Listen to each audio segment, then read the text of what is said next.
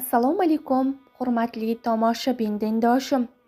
Videorolik kengroq tarqalishi uchun iltimos, kichkinagina mehnatimizni yuqori baholab, like hamda podpisatsiya tugmachasini bosib, yaqiningizga ulashib qo'yishni unutmang.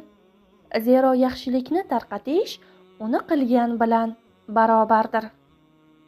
Adolat mushti. Xasta bo'lgan bir odam shifokorga: tomir urishimni tekshirib, dardimni aniqla dedi. Shifokor bemorni tekshirib ko'rdi. Hech umid yo'q, o'limi yaqin edi. Bemorga: bor, ko'ngling nima tusasa shuni qil. Parhezga ehtiyoj yo'q dedi. Bemor xursand, ko'ngli xohishiga ko'ra daryo bo'yiga bordi. Qarasa, bir darvish yuz qo'lini yuvyapti. Taqir boshini ko'rishi bilan bir tarsaki urgisi keldi. Aslida shifokor ham ko'ngling nima xohlasa shuni qil degan edi. Shunday qilmasa dardi og'irlashadi. Qo'lini ko'tarib, taqir boshiga bir tarsaki tushirdi. Darvish achchiqlandi. Joyidan sakrab turdi. U ham bemor odamga musht bilan javob bermoqchi bo'ldi. So'ngra e'tibor bersa, eti suyagiga yopishgan bir jasad. Ursa yiqilib o'ladi. Tegmadi, ammo bemorni qozining huzuriga olib bordi. Shikoyatini aytdi.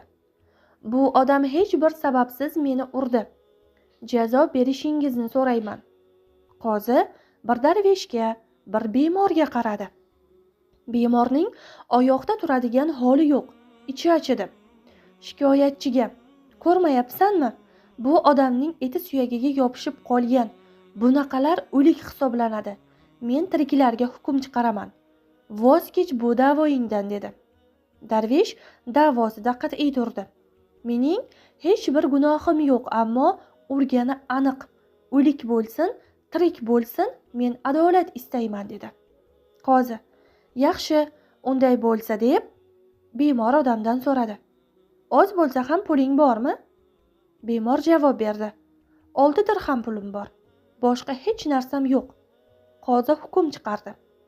Yaxshi, 3 dirhami o'zingda qolsin, 3 dirhamini bu odamga ber. U bechora ham yo'qsul. Qozining bu hukmiga bemor g'azablandi. Aslida qozining ham tumshug'iga bir musht tushirgisi bor edi. Chiday olmadi. Modomiki bir tarsakining jazosi 3 dirham ekan, qolgan 3 dirhamini ham qoziga beraman deb o'yladi va o'rnidan turib qozining tumshug'iga bir musht tushirdi. Qozi g'azab bilan sapchib o'rnidan turdi. Shu payt bemor odam: qozi janoblari, nega qiziqishasiz? Sizning hukmingiz adolatga tayanadi. O'zingiz uchun ravo ko'rmagan hukmni birovga qanday ravo ko'rasiz? Shu 6 dirhamni oling, ikkingiz bo'lishing degan mahkamadan chiqib ketdi.